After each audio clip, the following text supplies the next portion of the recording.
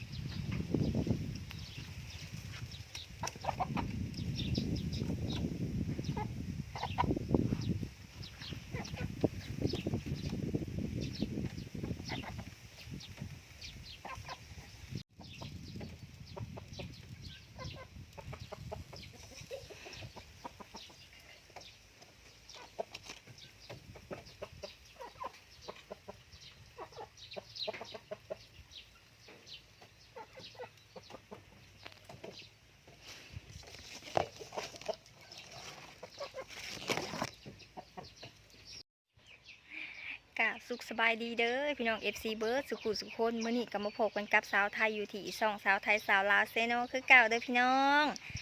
เป็นอีกมือหนึ่งที่ว่าสาวไทยออกมาสูดบรรยากาศอยู่นะพี่น้องเย็นๆเทิงว่าอากาศสีร้อนน้อยๆหนึ่งแต่ว่ามีลมพี่น้องเขานอนอยู่ในเถียงนอนอยู่ในเป้ในกาเย็นแท้เย็นว่าพี่น้องเพราะว่าอยู่น้าสาวไทยนี่มีตารางเถียงมันเห็ดให้อากาศหันเย็นแล้วก็มันมีแป้นนะพี่น้องมีแป้นมันเป็นเฮือน2 ชั้นแล้วมันสีเย็นพี่น้องนี่แหละประมาณนั่นแหละคือที่ทุกคนเห็นเลยบรรยากาศมื้อนี้หัน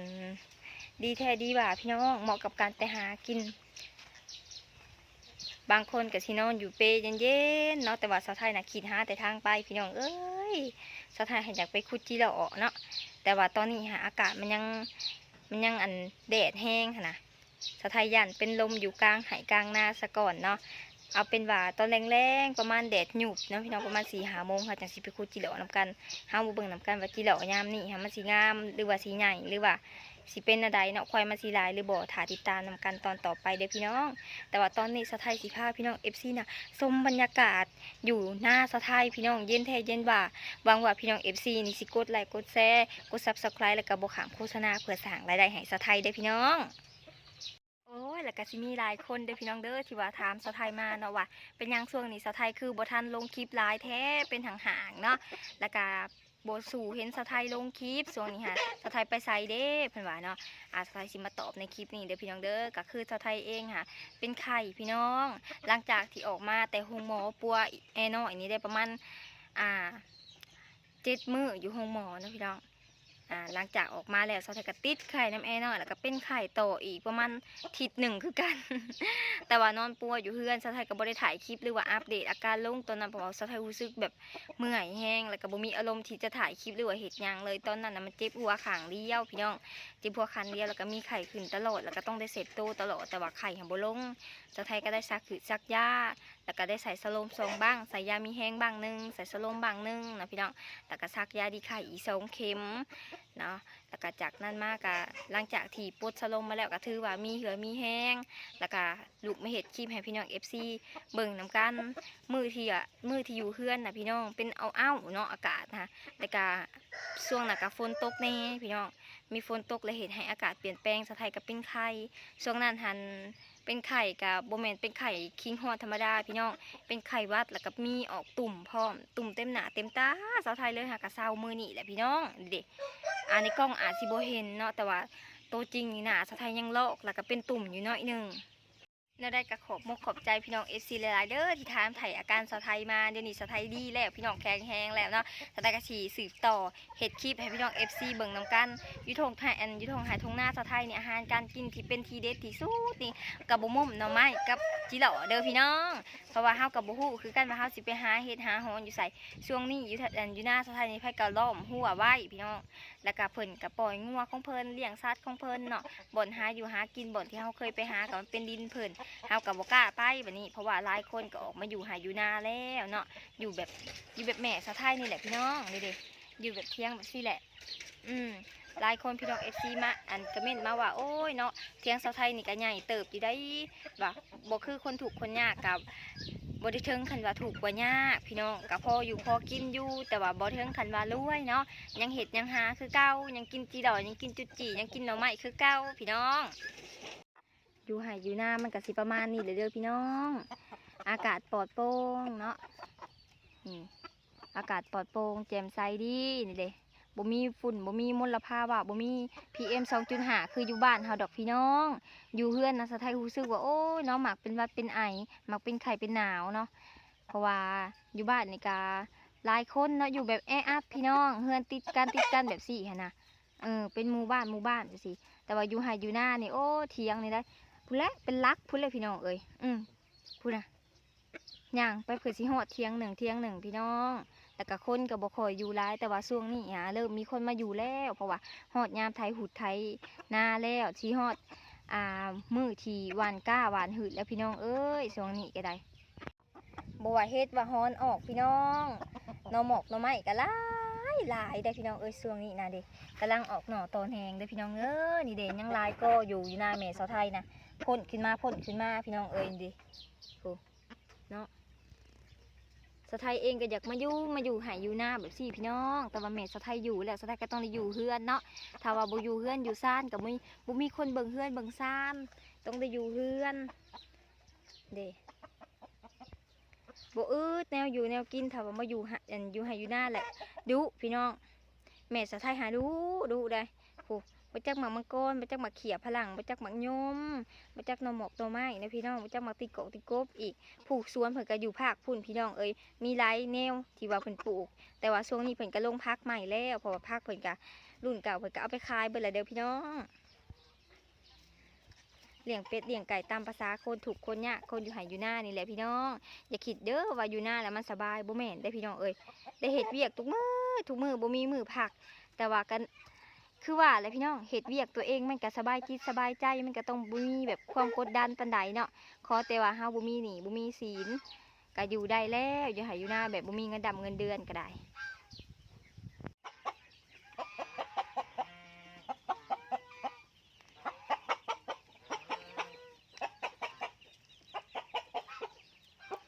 อากาศยามนี้เป็นอากาศที่ว่าสะไทยหมักที่สุดเลยพี่น้องเอ้ยได้มันดา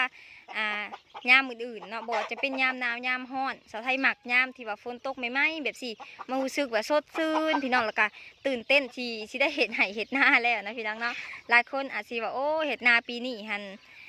คือสิยากว่ะน้ำมันกับแพงแม่นแท้ได้พี่น้องเด้อยากอะไรแต่ละปีหันหนับว่ายากแล้วปีนี้หายากตื่มอีกเพราะว่าน้ำมันแพงขึ้นทุกปี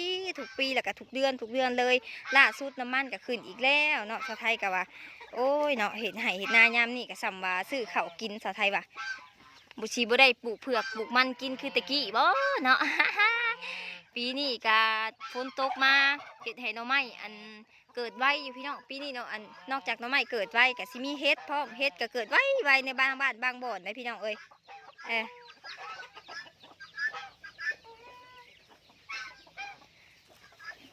บางบ่อนเผื่อก็ได้เห็ดปวกแล้วแต่ว่าสะไทยยังบ่ได้กินจากดอกเลยอยู่หน้าสะไทยหาคือซีเมนเกิดตำลังผู้แหละหมูกินอิ่มจนว่า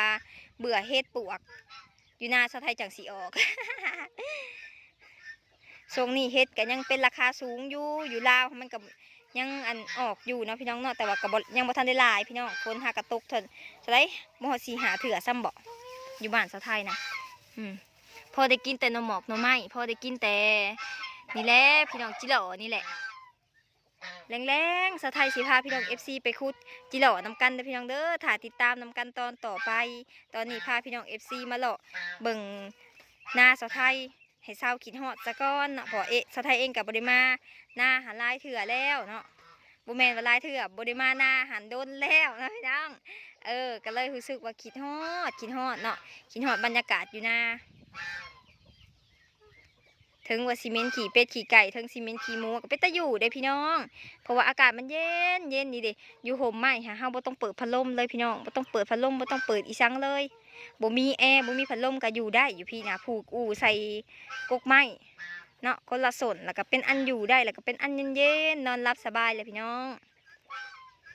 นี่แหละชีวิตคนอยู่ไหอยู่หน้าก็สิประมาณนี้ผู้ใดที่ว่าอยากมาอยู่ก็มีแผนมาอยู่ก็มาอยู่ซะเด้อพี่น้องเด้อเนาะสบายอกสบายใจ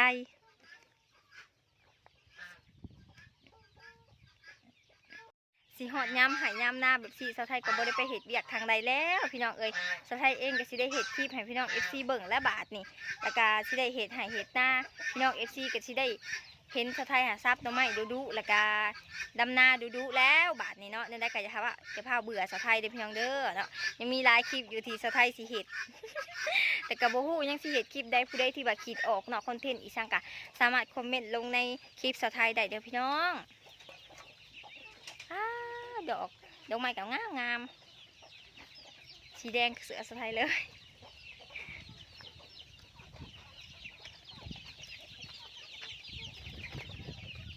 หลังจากที่พาพี่น้อง FC เลาะแล้วเนาะสาวไทยก็เป็นเวียกเป็นงานเด้อพี่น้องเด้อไปหาเขาไปหาน้ำเนาะมาให้สัตว์เฮากินเพราะว่ามื้อนี้นะสาวไทยได้รับมอบหมายหน้าที่ภารกิจอันสำคัญพี่น้องก็คือการเลี้ยงเป็ดเลี้ยงไก่แล้วก็เกลือสัตว์อยู่หน้านี่แหละอาหารการกินของสัตว์มันก็สิบ่ยุ่งยากคือของคนดอกเด้อตัวนี้ก็สิเป็นข้าวปลาสาวไทยสิเกลือไก่น้อยน้ำเกลือไก่ใหญ่น้ำแล้วก็เกลือเป็ดน้ำเด้อตัวนี้นะสาวไทยลองซอกหาแล้ววัวอาหารนะหายไก่น้อยแต่ว่ามันบ่มีเนาะบ่อนที่เคยไว้มันก็บ่มีสาวไทยก็คือสิเกลือแต่อันนี้แหละพี่น้องหวานๆไปแล้วก็แล้วเป็ดไก่อยู่นี่ก็บ่ได้ไปหากินกอกบ่ได้หากินไก่ดอกพี่น้องกินอยู่อ้อมแอมแถวเถียงนี่แหละเพราะว่ามันเป็นสัตว์เลี้ยงอีกอย่างกาไก่เฮานี่ฝันเป็นหิวน่ะเป็นห้องดังเลยพี่น้องทั้งเป็ดทั้งห่านห้องดังไทยดังว่าจนบรินอนเราต้องได้เกลือซะก่อนจังได้นอนรับกลางเว้นอันทงเดียวนี่ก็กุ้มเบิดคอกเด้อตัวนี้นะสาวไทยก็สิเกลือจนเบิดนี่แหละทงหนึ่งค่ะสาวไทยว่ามันบ่พอแต่ว่าก็บ่เป็นหยังดอกแรงๆมาแม่สาวไทยมาแต่เวียกเพิ่นอาจสิเกลือต่ออีกนะพี่น้องเพราะว่าอันนี้ก็กินสำคัญแล้วมื้อหนึ่ง3 เทื่อพี่น้องตอนเช้า1ตอนเพล1แล้วก็ตอนแรงอีก1การเลี้ยงเป็ดเลี้ยงไก่ในการต้องสำคัญนะพี่น้องการใส่ใจต้องเป็นหลักเลยเนาะห้ามลืมเด็ดขาดหัวอาหารหรือว่าอาหารของไก่นะพี่น้องเพราะว่าช่วงนี้ก็ยามร้อนขาดบ่ได้ก็เหม็นน้ำอะไรเขาค้างคนไว้เนาะไก่เนาะเพราะว่าเขาบ่อยากให้ไก่อย่างมาซักมาคิดหรือว่ามาเห็ดให้มันขาหักหรือว่าเจ็บหรือว่าตายนะพี่น้องมันอาจจะมีหมาอยู่หน้าเถื่อหาเลี้ยงมานี่มาสิกัดไก่น้อยของเฮาแม่สะใภ้ก็เลยต้องค้างไว้แยกไว้เดี๋ยวพี่น้องเลิกตัวนี้นะอีกอย่างก็มันน้อยแห้งโพดพี่น้องมันบกแข็งแห้งเฮาก็ต้องได้บัวระบาดพัดซีต้องได้หักษาค่ะเลี้ยงเป็ดเลี้ยงไก่ก่อนสิได้ตัวหนึ่งบ่แม่นง่ายพี่น้องก็เห็นเขาขายเป็ดขายไก่อยู่ตลาดก็เยอะสุดโต่อเด้อพี่น้องเบิ่งหัวอาหารก็แพง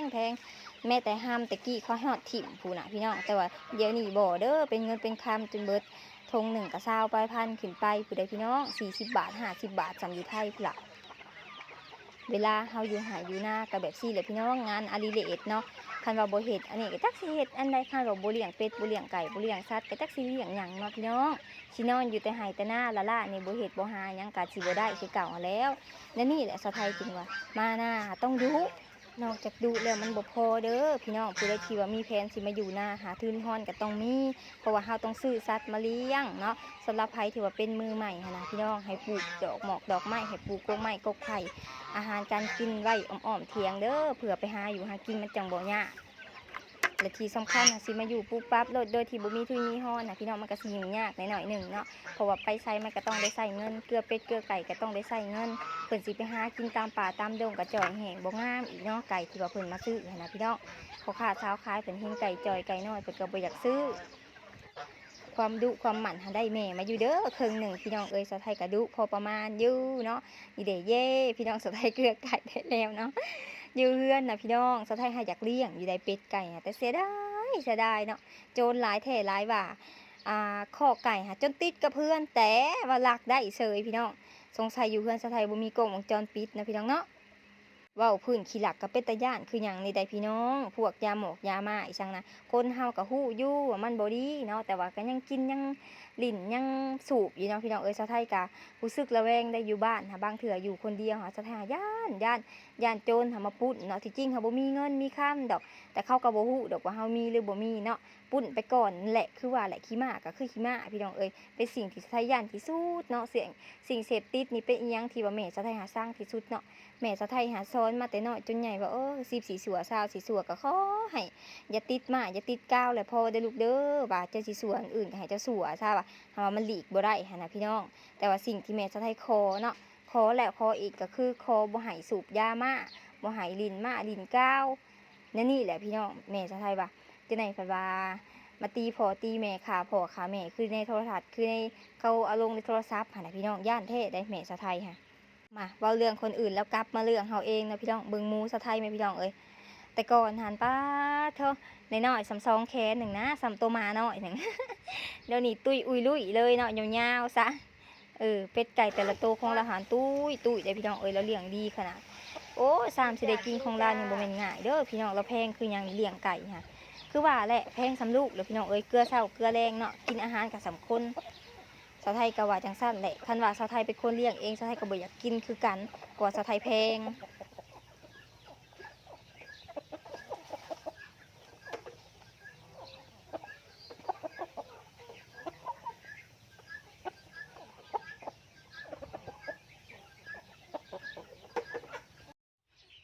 สำนีสาวไทยก็ยังเหือไหลไข่ย่อยแล้วพี่น้องโพดว่าฮ้อนกระโดดเนาะคันว่าอยู่ในเถียงนอนเปละล่านี่เย็นอยู่พี่น้องอยู่ห่มไม้ก็เย็นอยู่แต่ว่าเฮาย่างไปหาย่างมาหรือว่าเคลื่อนไหวห่างกายนี่ปึ๊บนี่เหือสัตว์ป้าดอกโลสำน้าพี่น้องแต่ขนาดสาวไทยหันเกลือเป็ดเกลือไก่ซื่อๆแล้วก็เกลือหมูเด้พี่น้องยังเมื่อยสำนีเลยแม่สาวไทยหันนอกจากมีเป็ดมีไก่แล้วนะเพิ่นก็ยังเลี้ยงงัวแล้วก็เลี้ยงควายแล้วก็เลี้ยงแบ่พร้อมพี่น้องป้าเนาะแต่ละมือเห็ดสวนพร้อมแล้วก็จังหน่อยนี่ก็ย้ำหายย้ำหน้าแล้วก็เห็ดหน้าพร้อมแม่สาวไทยเนาะก็โตโยมลาวหันคนตุ้ยซื่อๆเด้อพี่น้องแล้วพอมาดูความมาแข็งแห้งอีกแม่สาวไทยค่ะเมืองจากการอยู่หายอยู่หน้าลาวค่ะแต่ละมือค่ะเราบริผักเราบริผ่อนเราบริอยู่ล่าเลยพี่น้องสาวไทยก็ดีใจได้ที่ว่ามีเวลามาเผาให้เผาหน้าให้เราและให้เราไปมีความสุขให้เราออกไปเจอหมู่ในหมอกในเมืองค่ะพี่น้องเราอยู่หายอยู่หน้ากับแบบนี้แหละถึงว่าเราชิมีความสุขแต่ว่าอย่างน้อยๆก็ให้เราไปพบปะสังคมแน่เนาะสาวไทยก็ดีใจที่ว่าแม่ตัวเองยังมีเหือมีแห้งปลิ่นสาวไทยดีใจได้เวลาแม่สาวไทยหาไปกินเหล้ากินเบียร์พี่น้องเล่าอลีบรรปลายชีวิตพี่น้องสิให้เราถูกอยู่แต่หน้านี่บ่เนาะให้เราไปกินเหล้ากินเบียร์ผมให้เราไปสั่งสรรค์กับหมู่เราพบปะหมู่เราซุ่มนุ่มกับหมู่เรากะเห็นแบบนั้นก็ดีใจแหละพี่น้องสาวไทยผมลูกนะสำหรับคลิปนี้สาวไทยกับสิพาพี่น้องมาเบิ่งสำนีเด้อพี่น้องเด้อเนาะตอนแรกเราสิไปคุยจิหล่อน้ำกันอย่าลืมติดตามน้ำกันว่าสาวไทยสิได้จากโตเนาะบ่แม่นสิเบิดแหงอยู่กลางถงก่อนบ้านะ